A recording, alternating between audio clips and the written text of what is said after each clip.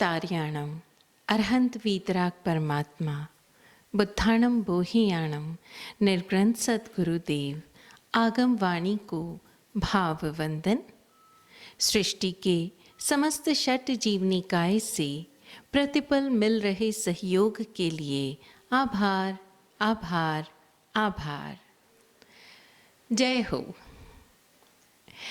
हम सब प्रतिपल प्रकृति के संगीत के साथ जी रहे हैं। ये बात और है कि हमें उस संगीत का भान है या नहीं। जैसे जब हम छोटे थे, हमें स्कूल में भेजा गया और हमें वर्णमाला सिखाई गई। जो भी भाषा हमें आगे पढ़नी थी उसकी वर्णमाला, जैसे अंग्रेज़ी की वर्णमाला, हिंदी की वर्णमाला, जो महाराष्ट्र में रहते हैं उन बच्चों को मराठी की वर्णमाला, या जो कर्नाटक में रह रहे हैं उन्हें कन्नड़ की वर्णमाला। और उस वर्णमाला के संयोग से फिर हमने वाक्य विन्यास सीखा। और वाक्य विन्यास सीखना यानी अभिव्यक्ति सीखना। अभिव्यक्ति तो हम तब भी दे रहे थे जब हमने भाषा नहीं सीखी थी, क्योंकि हमारे भीतर प्रतिपल भाव उठ रहे हैं और उन भावों की अभिव्यक्ति का एकमात्र माध्यम है भाषा। हाँ, हो सकता है वो भाषा संभ्रांत भाषा या किसी वर्णमाला या किसी भाषा के विज्ञान के अनुरूप वो भले ही ना हो, लेकिन हम प्रतिपल बात तो कर रहे हैं। एक छोटा बच्चा भी अगर उसे कोई चीज़ चाहिए तो वो बात करता है, अपने इशारों से बात करता है, अपनी ही एक अलग भाषा में बात करता है और बात जिस तक पहुंचनी है उस तक पहुंच जाती है। बड़े अजीब अजीब से शब्द बोलता है ना। जैसे पानी को भू बोल देगा, मम्मम बोल देगा, आमा बोल देगा, लेकिन उसकी माँ और उसके घर के अन्य सदस्य समझ जाते हैं कि उसे पानी की दरकार है। इसी तरह से अगर हम देखें तो हमारी भाषा प्रतिपल इसीलिए बाहर निकल रही है हमारी ज़ुबान से कि हम अपने भीतर उठ रहे भावों की अभिव्यक्ति कर पाएं। लेकिन सोचने वाली बात यह है कि क्या हमारी भाषा केवल और केवल हमारे भावों की अभिव्यक्ति के लिए प्रयुक्त होती है? प्रश्न बहुत ही सिंपल है, लेकिन उत्तर ज़रा सोचना होगा, क्योंकि हम केवल बोलते वक्त ही तो नहीं बोल रहे हैं। वो बोलना तो शायद फिर भी हम समझकर सहेज कर बोलते हैं। और आजकल तो आप देखिए ना, आर्ट ऑफ स्पीकिंग की क्लासेस लगती है। बच्चों को प्रेजेंटेशन के लिए सिखाया जाता है, बेटा ये शब्द बोलना तो इसको इस तरह से बोलना, वो शब्द बोलना तो उसको इस तरह से बोलना, मंच पर जाकर कैसे बोलना, ग्रुप डिस्कशन में कैसे बोलना। ऐसी बहुत सारी क्लासेस लगाई जाती है। तो क्या हमें बोलना नहीं आता? आता है, लेकिन ज़रा हम ध्यान दें कि हम ये जो व्यक्त रूप से बोल रहे हैं ना, ये जो प्रत्यक्ष रूप से बोल रहे हैं, क्या हम सिर्फ उतना ही बोलते हैं? नहीं ना, हम कितना कुछ बोलते हैं, कितना सारा कुछ। फॉर एग्जाम्पल, अभी आपके सामने कोई आपका मित्र आया या परिवार का सदस्य और उसने बहुत ही सुंदर ड्रेस पहना हुआ है। वो ड्रेस देखकर आपके मुंह से अनायासी, आपने कोई प्लानिंग नहीं की, अनायासी एप्रिसिएशन निकला, वाह कितनी सुंदर ड्रेस है, तुम पर बहुत अच्छी लग रही है। लेकिन ज़रा चेक करना, क्या आप सिर्फ इतना ही बोले हो? ना, अपने अंदर चेक करना। ऊपर से तो आप बोले हो बड़ी सुंदर ड्रेस है, तुम पर बहुत अच्छी लग रही है, तुम इस ड्रेस में बहुत अच्छे लग रहे हो, लेकिन ज़रा देखना भी कि तुम अंदर कितना बोले हो। पता नहीं इसी को ये ड्रेस क्यों मिल जाती है, मुझे तो कभी ये ड्रेस मिलती ही नहीं, अब क्या किया जाए, ये कोई बात हुई क्या, पता नहीं ये इसको कहाँ से मिल जाती है, मैं भी तो सेम दुकान पर जाता हूँ, मुझे क्यों नहीं वो ड्रेस मिलती, इसी को क्यों सारी अच्छी अच्छी ड्रेसेस मिल जाती है। कितना कुछ बोल दिए। और ऐसा नहीं है कि सिर्फ इस एक मौके पर हम अपने भीतर न जाने कितना कुछ बोलते चले जाते हैं, बोलते चले जाते हैं, बोलते चले जाते हैं। और ये जो अनावश्यक बोलना है वो हमारे भीतर बढ़ता चला जाता है, बढ़ता चला जाता है। और ये केवल हमारा बोलना नहीं, आसपास जो कोई जो कुछ भी बोल रहा है, हम जैसे अपने सारे दरवाजे खुले रखते हैं, सारी खिड़कियां खुली रखते हैं, वो सारा कुछ हमारे अंदर बढ़ता चला जाता है और अनावश्यक रूप से वो हमारे अंदर जमा होता जाता है। अब सीधी सी बात है, आप अपने डीप फ्रीज़र में जो भी सामान रखोगे, समय आने पर उसी को तो बाहर निकाल पाओगे।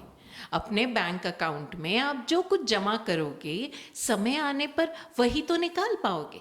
इसी तरह अपने अंदर आप जो भाषा भरते चले जाओगे, समय आने पर वही तो बाहर निकलेगी। देखिए ना, हमारे बुजुर्ग हमेशा जब कभी किसी बच्चे के स्वभाव में बदलाव देखते तो वो क्या कहते, चेक करो कि इसका फ्रेंड सर्कल कैसा है, ये किन लोगों के साथ उठ बैठ रहा है। क्यों? क्योंकि इसकी भाषा में बदलाव आया। जब भाषा में बदलाव आया है तो मानसिकता में भी आएगा, क्योंकि हम जो कुछ फील करते हैं, जो कुछ महसूस करते हैं, वो भी शब्दों से फील करते हैं, वो भी शब्दों से महसूस करते हैं। और वही चीज़ हमारी थॉट पैटर्न, हमारे बिहेवियर पैटर्न, हमारी भाषा, हमारे बोलने के तरीके, सलीके, हमारी बॉडी लैंग्वेज, सबसे होता है। कई बार घरों में या वर्क प्लेसेस पर आप देखिए ज़रा, एक व्यक्ति जो बहुत कम बात करता है लेकिन फिर भी उसे सब लोग प्यार करते हैं, और एक व्यक्ति है जो बहुत ज़्यादा बोलता है फिर भी सब लोग उसे प्यार करते हैं, उसे एक्सेप्ट करते हैं। क्यों? क्योंकि जो बहुत बोल रहा है वो भी व्यक्ति अपनी बातों में दूसरों को मोटिवेट कर रहा है, एप्रिशिएट कर रहा है। कहीं किसी की सुंदर सी कलाकृति देखी, उसने तुरंत अप्रिशिएट किया, कुछ भी अच्छा देखा उसने अप्रिशिएट किया, लोग उससे भी प्यार कर रहे हैं, उसको भी एक्सेप्ट कर रहे हैं। और जो व्यक्ति कम बोल रहा है, भले ही वो शब्दों से नहीं बोल रहा हो, लेकिन वो अपनी बॉडी लैंग्वेज से, अपनी मुस्कान से, अपने भावों से प्रतिपल सभी लोगों को एक अच्छी फीलिंग दे रहा है। तो आप शब्द बोल रहे हैं या नहीं बोल रहे हैं, आपके भीतर जो कुछ चल रहा है उसका आईना आपका पूरा व्यवहार है, आपकी बॉडी लैंग्वेज। देखिए ना, कई बार आप कमरे के अंदर एंटर करते हैं, आपकी चाल और आपकी ढाल यानी आप किस तरफ ढल रहे हो, किस तरह से बैठे हो, किधर एक तरफ आपका वेट ज़्यादा है पाँव पर, दूसरी तरफ नहीं है। तो जो पर्सनालिटी डेवलपमेंट वाले लोग होते हैं वो अक्सर क्या करते हैं, आपको चलना भी सिखाते हैं, आपको खड़े रहना भी सिखाते हैं। क्यों? क्योंकि बॉडी लैंग्वेज ठीक होनी चाहिए। तो ज़रा देखिए, ये लैंग्वेज कितनी बड़ी चीज़ है। भाषा, हमें निर्देश दिया गया कि हम भाषा को समितिमय बनाएं, हम बोलते हुए भी प्रतिपल जागृत रहें। हम कहेंगे कि हम तो पूरी तरह अटेंटिव रहते हैं, हाँ, हम बाहर बोलते हुए शायद अटेंटिव रहें, लेकिन हमारे अंदर जो कुछ जमा है उसका रंग हमारे बाहर बोलने पर भी आता ही आता है। इसीलिए देखिए ना, कई बार कुछ ऐसे पब्लिक स्पीकर्स होते हैं जो बहुत अच्छा भाषण प्रिपेयर करके आते हैं, बहुत अच्छी अच्छी बातें बता रहे हैं, लेकिन जनता के साथ कनेक्ट नहीं हो पाते। वहीं कुछ ऐसे स्पीकर्स हैं जो बिल्कुल सिंपल सी बातें कर रहे हैं, लेकिन वो ऑडियंस के साथ कनेक्ट कर रहे हैं, उनके साथ एक प्रेम भरा आई कांटेक्ट बना रहे हैं, और वो फेक नहीं है, उनके अंदर से ये भावना है कि धन्यवाद, आप लोग मेरी बात सुन रहे हो, धन्यवाद, आपने अपने इतने समय में से मुझे थोड़ा सा समय दिया। वो सिर्फ बोलने के लिए नहीं बोल रहे हैं कि मुझे बोलने के लिए समय दिया ना, वो अंदर से भी फील कर रहे हैं। तो ज़रा हम चेक करें कि हमारी भाषा, हम जो भी बोल रहे हैं, क्या हम बोलते हुए जागृत हैं?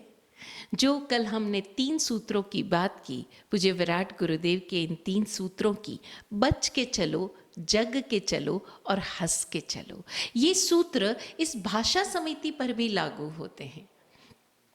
कई बार हम देखते हैं, हम एक ऐसे चर्चा में बैठे हैं जहाँ पर उस चर्चा से हम वाकिफ नहीं हैं और उसमें जो बातचीत चल रही है वो हमसे लेना देना भी नहीं रखती, लेकिन फिर भी हम अपनी राय दे देंगे।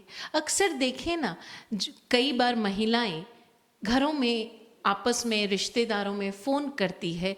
अब क्या होता है कि दिन में 2-2 3-3 बार बात कर रही है, आधा 1-1 घंटा बात कर रही है, चूंकि वो अपने आप को किसी भी सकारात्मक या सृजनात्मक ज्ञान से या कला से जोड़े हुए नहीं हैं, तो उनकी बातों के विषय वही अपने घर के कार्यों या घर के लोगों के इर्द गिर्द ही घूमते रहते हैं और बातों बातों में ही वो अपने घर के सदस्यों का भेद प्रकाशन भी कर देती है। अब पत्नी को लगता है कि मेरे पति की जो बातें हैं या उसने जो किया वो मुझे अच्छा नहीं लगा। अब वो पति से नहीं कहेगी, वो अपनी बहन से बात कर लेगी, वो अपने भाभी से बात कर लेगी। और क्यों बात कर लेगी? क्योंकि उसे लगता है कि ये तो मेरे अपने हैं ना, इनसे तो मैं अपनी बात मन की कह सकती हूँ ना, मुझे जो बुरा लगा, मुझे जो फील हुआ, वो बात मैं इनसे तो कह ही सकती हूँ।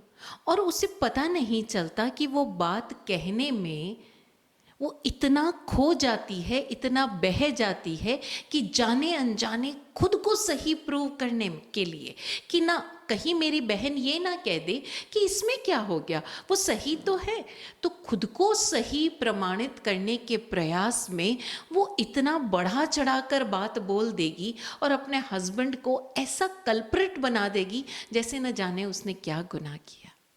और ये केवल पति के साथ नहीं होता।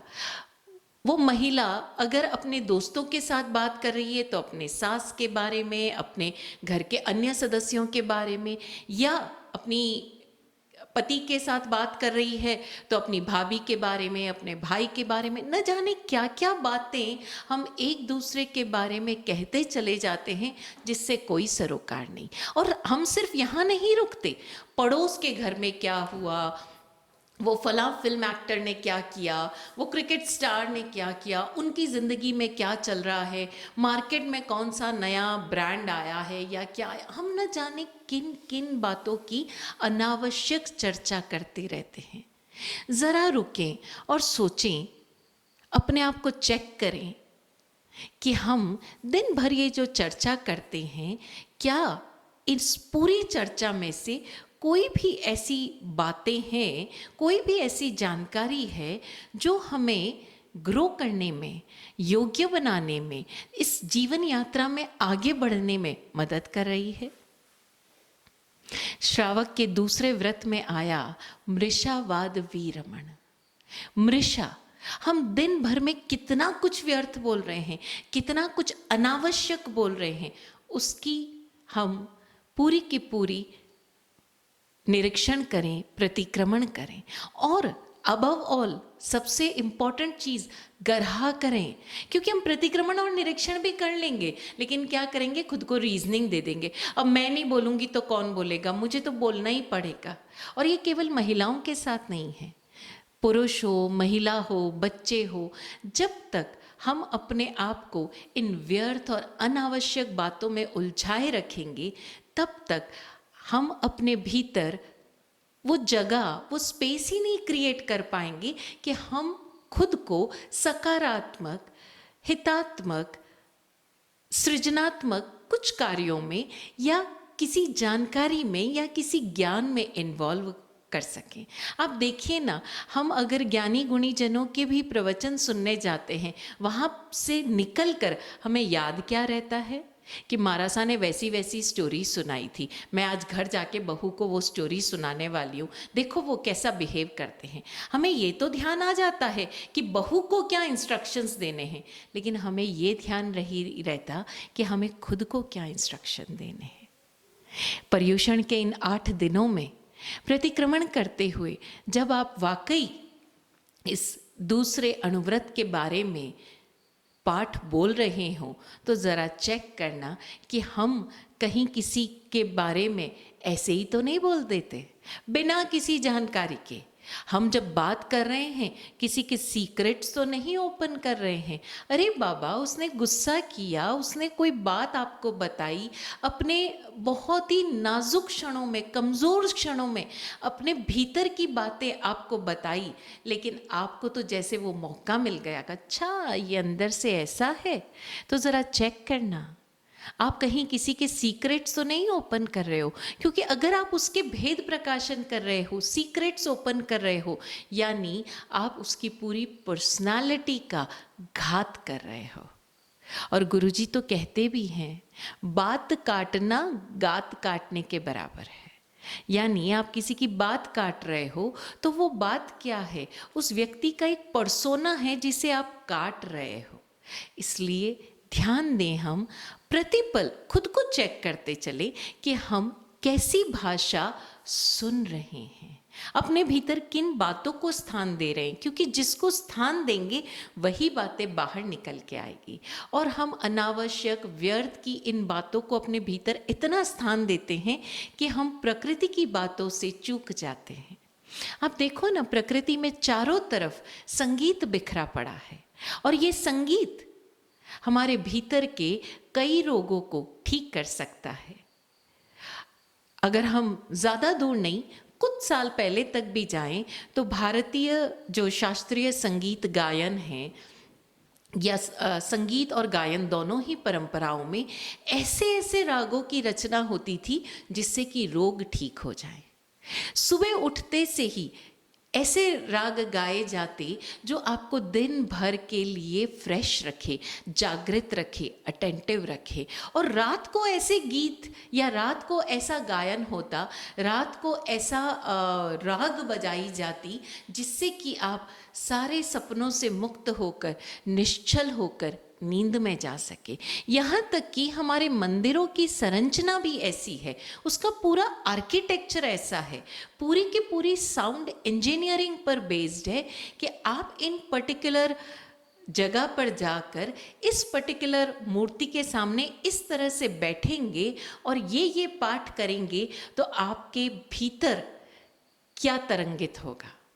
अभी कुछ दिनों पहले एक जानकारी पढ़ने में आई, हालांकि ये बहुत पुरानी है, लेकिन इसे साउंड इंजीनियरिंग के तहत आज विज्ञान प्रूव करके देख रहा है कि एक व्यक्ति, ये जो मंदिर में जो गाए जाते हैं जो भी पाठ सुबह के टाइम, शाम के टाइम, तो उसने एक विष्णु सहस्त्रनामम इस पर एक टेस्ट किया और ईईजी लगाकर उस व्यक्ति को छोड़ा। ईईजी यानी इलेक्ट्रो, ये जो माइंड की सारी हमारी पढ़ने के लिए ग्राफ बनाया जाता है, इलेक्ट्रोएन्सेफेलोग्राफी, वो पूरा उसका किया गया उस व्यक्ति का। और एक बिल्कुल अनजान व्यक्ति पर, जिसे वो विष्णु सहस्त्रनामम के बारे में कुछ पता ही नहीं, जैसे जैसे वो व्यक्ति वो सुनते हुए रिलैक्स होता गया, पता चला कि वो व्यक्ति एकदम अंदर से, उसकी पूरी ईईजी शो कर रही है, पूरा ग्राफ शो कर रहा है। और ये न्यूरो जो फिजिशियंस है, उन्होंने इसे प्रमाणित भी किया कि इस चीज़ ने उसको पूरा अंदर से जैसे रिफ्रेश कर दिया, उसके भीतर की एक एनर्जी इस तरह से चार्ज हो गई कि अब वो पूरी तरह से 100% अपने सारे कार्यों को अंजाम दे सकता है। और कुछ ही मिनटों बाद उसे लक्ष्मी सहस्त्रनामम सुनाया गया और आश्चर्य की बात, वो व्यक्ति धीरे धीरे इतनी गहरी नींद में चला गया, यहाँ तक कि वो जो स्वप्न शुरू हुए थे उसके भीतर, ईईजी सब कुछ रिकॉर्ड कर सकता है, वो जो शुरू हुए थे उस सब तंतुओं को वो शांत करता गया और वो व्यक्ति गहरी नींद में चला गया। जिस व्यक्ति ने ये रिसर्च किया वो हैरान था कि हमारे पूर्वजों को कैसे पता कि मंदिर में इस तरह से एक जगह पर पर्टिकुलरली वो मूर्ति लगाई जाए, उस मूर्ति के सामने इस तरह से बैठकर जब व्यक्ति वो पाठ बोलेगा या वो पर्टिकुलर मंदिर के घंटे बजाए जाएंगे, हर जगह पर उस संगीत के अलग अलग तरीके हैं। कहीं बोलकर झनकृत किया जाता है, कहीं मंदिर के घंटों से।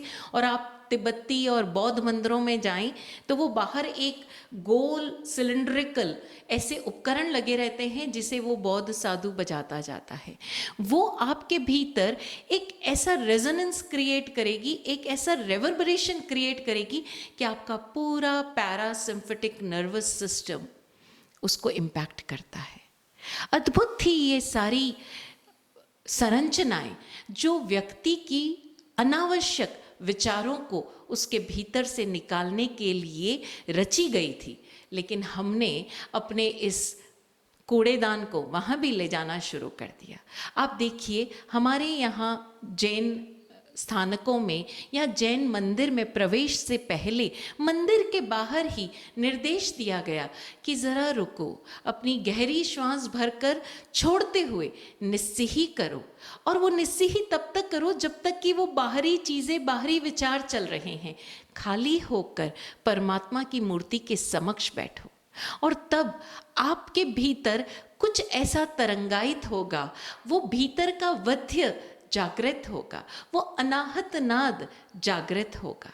लेकिन हम इतने आहत से गुजर चुके होते हैं कि अपने उस अनाहत नाद को पहचान ही नहीं पाते। ये तो हमने कुछ एग्जाम्पल दिए, लेकिन ज़रा हम चेक करें कि हम इस भाषा समिति के प्रति जागृत होने के लिए अपने डेली रूटीन में क्या क्या कर सकते हैं। बातें बहुत सारी की जा सकती है और बहुत सारी आपने सुनी भी होगी। मैं कुछ नया आपके साथ शेयर नहीं कर रही हूँ, लेकिन ज़रा सा अपने आप को चेक करने के लिए कुछ इंस्ट्रक्शंस तो हमें खुद के लिए डिसाइड करने ही होंगे। आज से हम थोड़ा सा संकल्प ले सकते हैं। वो क्या कि हम जब भी बोलें हम चेक करें कि हम जो बोल रहे हैं क्या वो हम भी सुन पा रहे हैं। और अगर हम सुन पा रहे हैं तो हमें अपनी आवाज़ का वो टोन, अपने आवाज़ की वो मिठास, अपने आवाज़ का वो कंटेंट, जो भी हम बोल रहे हैं, क्या वो कंटेंट हमें ठीक लग रहा है। अगर हमें बोलने को कहा जाए, हमें सुनने को कहा जाए जो हमने बोला है, क्या हम सुन सकते हैं बड़े प्रेम पूर्वक? और अगर हम सुन सकते हैं और सामने वाला चाहे तो ही हम बोलें। अक्सर ऐसा होता है ना कि हम बोलते चले जाते हैं, बोलते चले जाते हैं, बोलते चले जाते हैं। किसी ने कुछ कह दिया आकर, सामने बैठा व्यक्ति आपको कुछ कह रहा है, अपनी बात आपसे कह रहा है, आपकी तारीफ भी कर रहा है, आपसे जो प्रेम करता है बड़े सद्भावमय होकर अपना प्रेम भी प्रदर्शित कर रहा है, सिर्फ शब्दों से नहीं, अपने भावों से भी। और उसकी बॉडी लैंग्वेज, उसकी आंखें उसके शब्दों के साथ एक मेक होकर आपसे कह रही है कि वो आपसे बहुत प्रेम करता है या आपके प्रति बहुत आदर भाव रखता है, सम्मान करता है। लेकिन आपके दिमाग में तो कुछ और ही चल रहा है, क्योंकि कल ही आपको किसी अन्य तीसरे व्यक्ति ने आकर कहा था कि ये जो व्यक्ति है ना, इसने आपके बारे में ऐसा कुछ कहा था। और अब हमारे दिमाग में वो जमा बातें जो उस तीसरे व्यक्ति को, हमारे सामने बैठे व्यक्ति ने कही थी, वो हावी हो जाती है और हम वर्तमान से चूक जाते हैं। और ऐसा अक्सर ही होता है, देखा जाए तो लगभग रोज ही होता है। तब हम क्या कहते हैं कि तुम जो सामने बैठे हो ना, तुम तो चापलूसी कर रहे हो, वो जो बोल रहा है ना वो सही बोल रहा है। कमाल है, हम चूंकि भरे हुए सुन रहे हैं इसलिए हम पक्ष और विपक्ष में जा रहे हैं। अगर हम कुछ पलों के लिए बिल्कुल खाली होकर, अपने बॉडी को बिल्कुल निश्चल बनाकर, बिना कोई अंग हिलाए, यहाँ तक कि अपलक दृष्टि से उस व्यक्ति को देखते चले जाएं, तो हम वो भी सुन पाएंगे जो वो बोल रहा है और वो भी सुन पाएंगे जो वो नहीं बोल रहा है। हम अपने अंदर बसी हुई उस भाषा को विराम दें। और आवश्यक ही कहाँ है? उस व्यक्ति ने आपसे आकर कहा कि फला फला व्यक्ति ने आपके बारे में कुछ कहा, तो ज़रूरी है जो सामने व्यक्ति बोल रहा है उसने उस व्यक्ति की बात को बिल्कुल सही अर्थों में ही समझा हो। ए व्यक्ति ने बी को आपके बारे में कुछ कहा, क्या गारंटी है कि जो बी सुन रहा है वो ए को एज इट इज सुन रहा है? नहीं, वो भी अपनी धारणा और मान्यताओं में होकर सुन रहा है। और फिर जब वो बी आकर आपसे कहेगा कि देखिए उस ए ने आपके बारे में ये कहा था, तब वो अपनी सारी मेंटालिटी को, अपनी मानसिकता को उसके साथ जोड़कर कहेगा। अब ये आप पर डिपेंड करता है कि आप बी की बात को सुने या डायरेक्ट ए की बात को सुने। हम किसी से कुछ पूछते भी हैं तो इस तरह नहीं पूछते, इस तरह नहीं पूछते कि आपने ऐसा कहा क्या ना। हम उसे डायरेक्ट जाकर पूछेंगे, आपने ऐसा क्यों कहा, आपने ऐसा क्यों किया। यानी हमने मान तो लिया कि उस व्यक्ति ने ऐसा कहा, और इससे क्या हुआ, उस व्यक्ति का कोई नुकसान हुआ या नहीं हुआ, लेकिन हमने अनावश्यक रूप से अपने भीतर ये पक्ष और विपक्ष पैदा कर दिया। अनावश्यक रूप से इतने सारे व्यक्तियों को अपने अंदर स्थान दे दिया, और इसीलिए तो हमारे भीतर ये कॉन्फ्लिक्ट चलता रहता है, ओवर थिंकिंग चलती रहती है। क्यों? क्योंकि हम हर किसी को जैसे एनी टाइम इनवाइट करके बैठे हैं, सारे खिड़की दरवाजे खोल कर बैठे हैं कि आओ अपना सारा कूड़ा करकट कचरा इस घर में डाल के जाओ, मैं तैयार हूँ लेने के लिए। डिपेंड हम पर करता है कि हम अपने भीतर क्या स्थान दें। इसी तरह से आप जब व्हाट्सएप पर चैट करते हैं, आप चैट्स के चेहरे नहीं होते। आपने किस भाव से कोई मैसेज डाला, सामने वाले व्यक्ति ने न जाने किस मूड में, किस भाव के साथ, बिना किसी कॉन्टेक्स्ट के वो मैसेज पढ़ा और उस मैसेज को उसने अपनी तरह से समझकर जवाब दिया। और हम मात्र इन मैसेजेस के आधार पर किसी व्यक्ति से रिश्ता जोड़ लेते हैं या किसी व्यक्ति से रिश्ता तोड़ लेते हैं। कोई व्यक्ति जिससे आप मिले भी नहीं हो, सोशल मीडिया पर आपसे कह रहा है कि वो आपसे बहुत प्रेम करता है, आपके बिना जी नहीं सकता, आपसे चैट किए बिना उसे नींद नहीं आएगी। और हमारी युवा पीढ़ी को देखिए, सारे रिश्ते पल भर में बना भी लेते हैं, पल भर में तोड़ भी लेते हैं। क्यों? क्योंकि हम भाषा वो सम्यक नहीं है, हम मात्र शब्दों के साथ जी रहे हैं। और शब्द भी कैसे? मृषा शब्द, सत्य नहीं है, सत्य नहीं है। तो जरा ध्यान दें कि हम कैसी वाणी बोल रहे हैं। अगर हम लोगों की वाणी से इतना प्रभावित हो रहे हैं तो और लोग भी तो हमारी वाणी से प्रभावित हो रहे होंगे ना, वो भी तो हमारी वाणी से आहत हो रहे होंगे। हम न जाने कितनी कितनी बातों को अपने भीतर स्थान देते, इसीलिए हम इस प्रकृति में फैली हुई उस संगीत को नहीं सुन पाते। हमारे जो गुरु शक्तियाँ हैं, जो ज्ञानी गुणी जन हैं, उनकी ज्ञानपूर्ण बातों को अपने भीतर स्थान नहीं दे पाते, क्योंकि अंदर कूड़ा करकट भरा हुआ है। अब उस कूड़े करकट पर आप चाहे कितनी भी इत्र की शीशी रखो, वो तो कचरा बदबू ही देगा ना। एक बड़ी प्यारी घटना है, जापान में एक संत हुआ, एक साधु हुआ। वो एक ही चीज कहता था, जागो जागो, नींद से जागो। तो वहाँ का जो सम्राट था उसे लगा कि ये क्या सारे दिन कहता रहता है, हम क्या सोए हुए हैं। वो गया उसके पास और बोला, मैं आपके सानिध्य में रहना चाहता हूँ, और आप ये जो सिखाते हो जागो, नींद से जागो, मैं वो सीखना चाहता हूँ। तो साधु ने कहा ठीक है, लेकिन मेरी कुछ शर्तें हैं। शर्त क्या है कि पहली शर्त ये कि एक बार तुम एंटर हो गए हो तो तुम वापस तब तक नहीं जा सकोगे जब तक मैं नहीं कहूँगा, ठीक है। दूसरा, तुम चाहे कुछ हो जाए मुझे क्वेश्चन नहीं करोगे। जिस दिन तुमने क्वेश्चन किया उस दिन खुद मैं तुम्हें यहाँ से निकाल दूंगा, ठीक है। तो पहली बार जब दूसरे ही दिन बोले, कल से तुम्हारा पहला लेसन शुरू होगा, डन, पहला लेसन। तो वो साधु बोला कि आज से मैं तुम पर लकड़ी की तलवार से वार करूंगा और तुम्हें बचना है। अब वो राजा अंदर ही अंदर, लेकिन अब पूछ तो सकता नहीं था, मैं यहाँ कोई तलवारबाजी सीखने आया हूँ, मुझे तो तलवारबाजी आती है, लेकिन अब पूछ नहीं सकता था, क्या करे। तो शुरू हो गया साधु, बड़ा अजीब बात, किताब पढ़ रहा है, लकड़ी की तलवार से वार, खाना खा रहा है, लकड़ी की तलवार से वार। 8 दिन तो उसके शरीर की हालत ऐसी हो गई कि जगह जगह दर्द हो गया। अब जब वो दर्द हो रहा है, लेकिन धीरे धीरे वो वार बचाना सीख गया। अब साधु कितनी भी कोशिश कर ले, वो उसे मार ही नहीं पाता, उसे चोट नहीं पहुंचा पाता। इस तरह से 3 महीने गुजर गए। 3 महीने गुजरते गुजरते वो एक भी चोट नहीं खा रहा था। साधु ने ये देखा।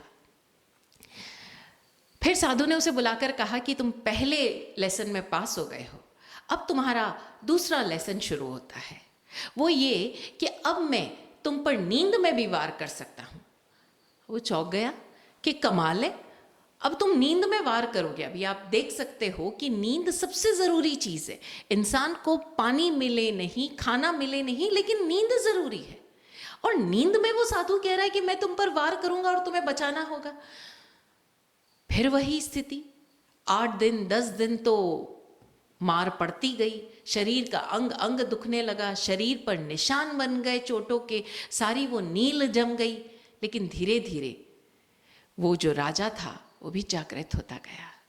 अब वो सो रहा है, वो देख पा रहा है कि मेरा शरीर सो रहा है, मैं सो रहा हूं, लेकिन वो वार बचाता गया, इतना जागृत हो गया।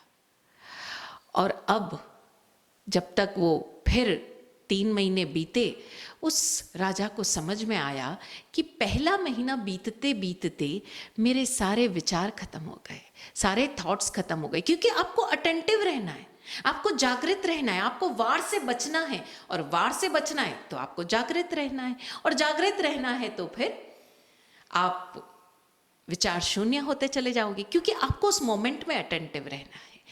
फिर दूसरा जब लेसन शुरू हुआ तो उसने देखा कि रात को वो वार बचाते बचाते उसके सारे सपने गायब हो गए। अब रात में कोई जंजाल नहीं, वो सो भी रहा है और वार भी बचा रहा है। दूसरा लेसन भी पार हो गया। साधु ने बुलाकर कहा कि तुम दूसरे लेसन में भी पार हो गए, अब तुम्हारा तीसरा और अंतिम लेसन, और जब तुमने 2 पार कर लिए हैं तो ये तीसरा भी पार कर लोगे। और तीसरा ये है कि अब से मैं तुम पर लकड़ी की तलवार से नहीं, असली तलवार से वार करूंगा। राजा बोला, पागल हो गए हो, ये बूढ़ा पगला गया है, लकड़ी की तलवार तक तो ठीक था, अब असली तलवार से। ठीक है, लकड़ी की तलवार तो मैं बचा लेता था और कहीं कुछ लग भी जाती तो कोई खतरा नहीं था, अब ये बूढ़ा तो सनक गया है, मतलब खुद तो बूढ़ा हो गया है, मारने की उसकी हालत नहीं, और वो कह रहा है मैं लकड़ी की तलवार, असली तलवार से तुम पर वार करूंगा। लेकिन चूंकि विचार गायब हो चुके थे, रात के सपने गायब हो चुके थे, वो राजा प्रतिपल जागृत होने की कला सीख पाया था। तो ये लेसन तो उसने 1 ही महीने में पूरा कर लिया। वो समझ पाया कि जब भीतर से शांत है, भीतर से प्रत्येक क्षण जागृत है, तो ना अंदर कुछ बोला जा रहा है, ना बाहर कुछ बोला जा रहा है, ना कुछ क्रियाएं की जा रही है, सब कुछ हो रहा है। लेसन पूरा हो गया, राजा जाग चुका था, जागृति का आनंद ले रहा था। उस साधु ने कहा, कल सुबह तुम्हारी विदाई हो जाएगी, तुमने यहाँ रहा और जो तुम्हें सीखने की चाहत थी तुम सीख चुके हो, कल तुम्हारी विदाई हो जाएगी। राजा खुश था कि मैं वो कला जान पाया, वो सीख पाया, शांत हो चुका था अंदर से। कल सुबह विदाई होने वाली थी, शाम का समय था, वो राजा अपनी कुटिया में था और साधु करीब कोई 300 फीट की दूरी पर कोई एक पेड़ के नीचे बैठा किताब पढ़ रहा था। अपना पूरा जो भी महीने उसने यहाँ गुजारे थे, जितना भी समय गुजारा था, उसने एक, जैसे कहते हैं ना, रिवाइंड चेक किया, प्रतिक्रमण किया कि मेरा यहाँ समय कैसा गुजरा, मैं कैसा आया था, कैसा जा रहा हूँ, सभी करते हैं, उसने भी किया। अचानक उसके मन में ख्याल आया, ये बूढ़ा इतने टाइम से मेरे ऊपर वार कर रहा था, मुझे जागो जागो जागो की शिक्षाएं दे रहा था, ये खुद भी इतना जागृत है या नहीं? मैं जाकर परीक्षा लूं क्या इसकी, इसको चेक करूं क्या? ये भाव राजा के भीतर जैसे ही आया, वो 300 फुट की दूरी पर बैठा हुआ वो साधु जोर से चिल्लाया, नहीं नहीं, मुझ पर कोई वार मत करना, मुझे कोई चेक मत करना, मुझे टेस्ट मत करना, मैं बहुत बूढ़ा हो चुका हूं, तुम्हारा वार बचाने की क्षमता मुझ में नहीं होगी। राजा भौचक, मैं यहां बैठा भाव कर रहा हूं, विचार कर रहा हूं, और साधु जवाब दे रहा है, हाउ डिड इट हैपन? तब उस साधु ने बताया कि जब आप भीतर से बिल्कुल खाली हो, विचार शून्य हो, कुछ नहीं चल रहा है अंदर, तब हम एक ऐसी अवस्था तक पहुंच जाते हैं कि किसी के पग की आहट भी सुनाई देती है, यहाँ तक कि विचारों की आहट भी पहुंचती है। आप देखो ना, प्रकृति में बारिश आने वाली होती है और चींटियां दीवारों से बाहर आती हुई दिख जाएंगी।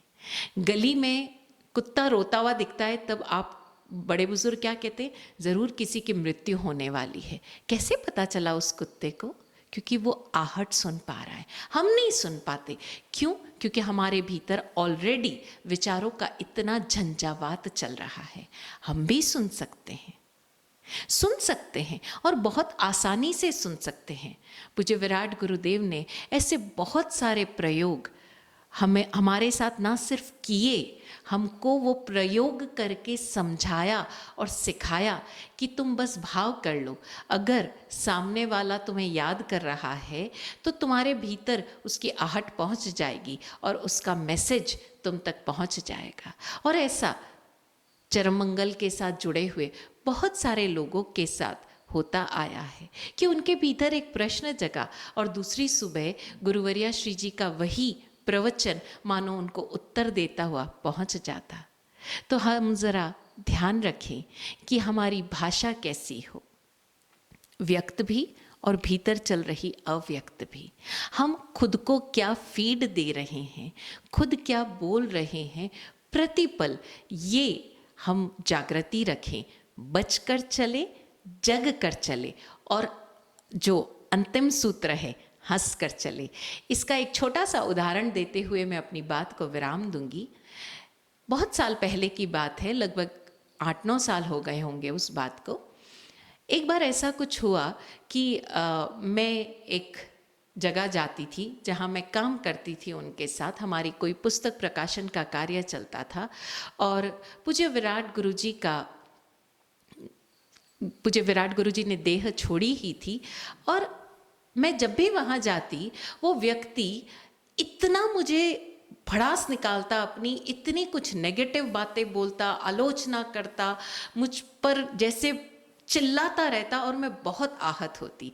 1 दिन, 2 दिन, 3 दिन मैं नहीं भी ध्यान देती, लेकिन जैसे ये रोज़ाना का क्रम बन चुका था और महीनों गुजर रहे थे, तो मैंने पूज्य गुरुवर्या श्री जी के समक्ष अपनी ये बात रखी कि रोज़ाना जाना और रोज़ाना ही ये ऐसे सुनना, मैं क्या करूं? तो गुरुवर्या श्री जी ने मुझे एक बड़ा प्यारा सा मंत्र दिया। उन्होंने कहा, जब वो पूरा सुन ले, तुम मुस्कुराओ और उसे थैंक यू बोलकर जय हो कहकर निकल आओ।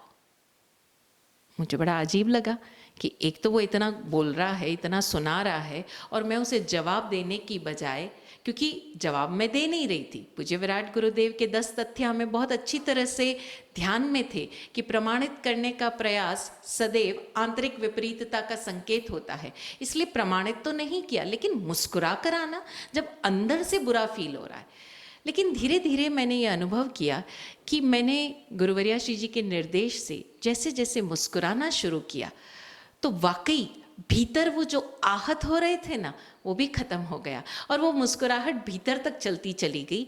और ये सिलसिला मात्र हफ्ते भर चला और हफ्ते भर बाद अचानक ही उस व्यक्ति का बोलना बंद हो गया। और धीरे धीरे वो स्थिति आ गई कि जहाँ बोलना तो बंद हुआ ही, एक सद्भावमय रिश्ता पनप गया।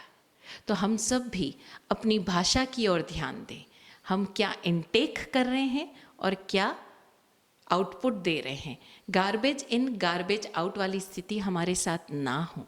हम भीतर भी सद्भावनाओं को स्थान दें और बाहर भी सदैव हमारी भाषा ऐसी रहे जो सबका हित करने वाली हो, मितव्ययी हो, मित हो, कम शब्दों में बोलने वाली हो, और साथ में ये 3 सूत्र फिर भाषा के संबंध में भी याद रखें, बच कर चले, जग कर चलें, हंस कर चले। ओम शांति।